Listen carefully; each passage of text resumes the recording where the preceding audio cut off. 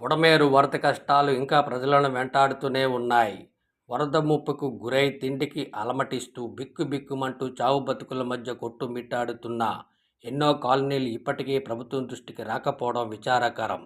అలాంటి దుర్భర జీవితాలను గడుపుతున్న బాధితుల కష్టాలు స్వచ్ఛంద సంస్థలు, సోషల్ మీడియా ద్వారా వెలుగులోకి వస్తున్నాయి కానీ చంద్రబాబు జేబు పత్రికల్లో కానీ డబ్బా ఛానల్స్లో కానీ రావడం లేదు.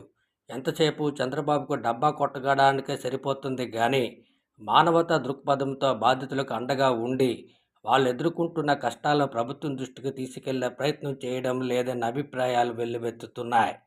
ఏది ఏమైనా ప్రభుత్వం చెప్పుకున్నట్లు ప్రచారం తప్ప కొన్ని కాలనీ వాసులకు ప్రభుత్వ సేవలు అందడం లేదు.